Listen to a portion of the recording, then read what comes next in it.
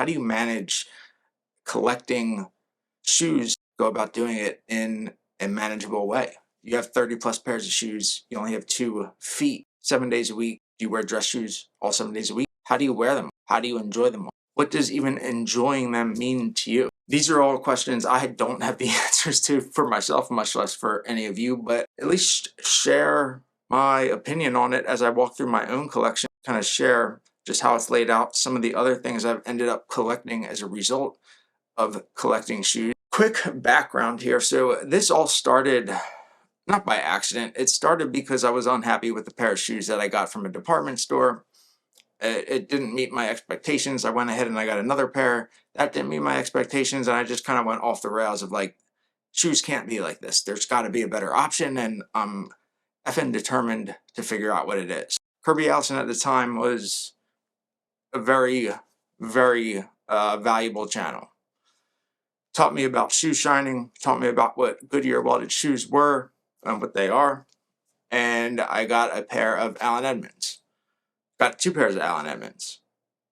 Those didn't really satisfy, and to be honest, that was probably due to my own lack of awareness for what to expect.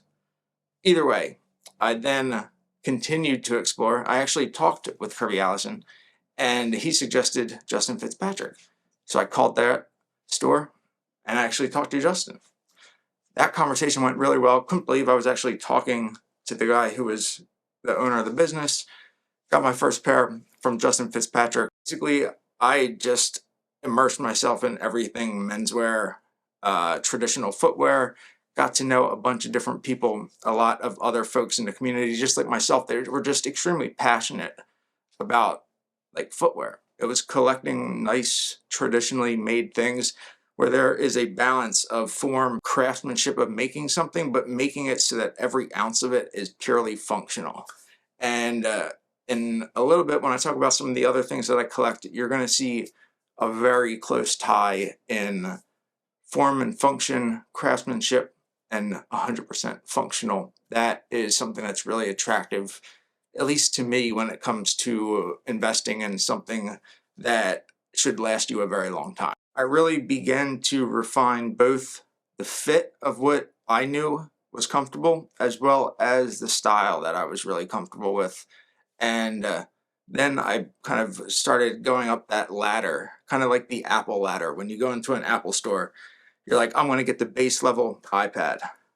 You go in, you're like, I'm going to get this iPhone. It's going to cost $599. Before you know it, you're like, oh, well, I could get this iPhone and it's going to cost me $799, but I get twice the storage. Oh, but if I spend $899, I could get the Pro with 3 times the storage. Why not do that? And then you end up spending double the amount that you went in for. Very, very much like how I've ended up with all these. You go in with your budget of, say, like $500, and you're like, oh, well, for $600, I could get a pair of discounted handmade shoes. So is it $500 for Goodyear welded from the factory or $600 for hand welded? Let's go $600 hand welded, yeah. And then you start looking around and you're like, oh, well, for $750, I could like get a made to measure pair. That's the way to go. You make that purchase. Then another couple months go down the road, $750 turns into $1,000, $1,000 turns into $1,250, so on and so on and so on. Not only collectibles, but what does it mean to enjoy those collectibles? That'll be the final thing. But I want to talk about some of the other items that I've enjoyed collecting or just started collecting as a result of all this. So throughout this journey of me just kind of taking photographs, more recently really diving into the video aspect of things, but the more I began to teach myself and learn and network again with how I networked to learn about shoes, I networked to learn about photography, videography, and I just fell in love with it. So get an entry-level camera, then you get 2 entry-level cameras, and you're like, fuck it, let's just get one really nice camera that can do both of those things. And then you're like, well, if I have one that can do really, one camera that can do both things really good, why don't I keep that one, and then I'll get a dedicated camera just for the video. And then you get that, and it's an amazing video. And then you're like, well, I started out as really passionate about photography. but now I have a better video camera than I have a photography camera.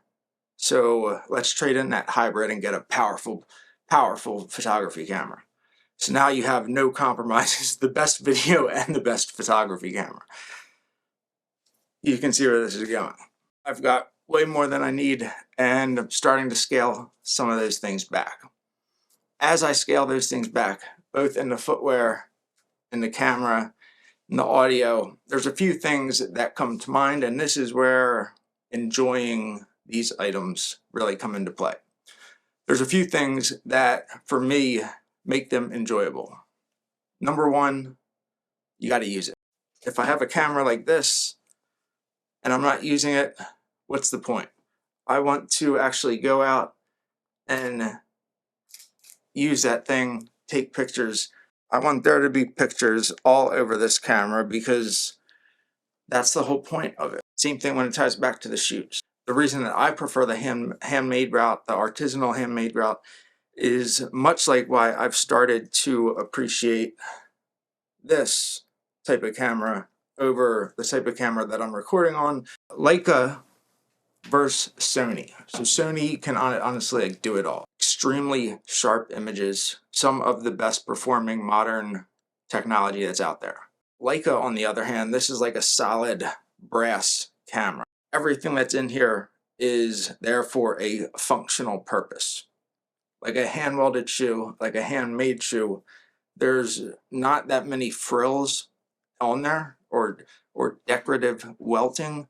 It's there because it serves a functional purpose. There's a balance of the skill, the labor, and the craftsmanship from the individual that made this, that made the shoe, and that equally balances out with how well it performs, how well you can actually use it for its intended purpose. All of those articles really go hand in hand, and you can appreciate the skill, the craftsmanship that goes into it, the design.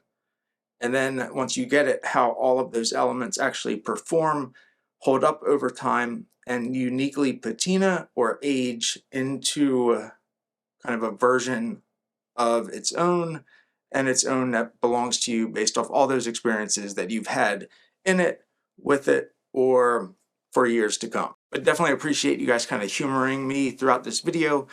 Definitely really interested to see what other things that you guys collect and the approach maybe that you take to collecting it. So let me know about that down in the comments. If there's anything that you've seen of mine that you're interested in, obviously put that in the questions in the comments below. Happy to share any of the information that I have, and we'll see you soon.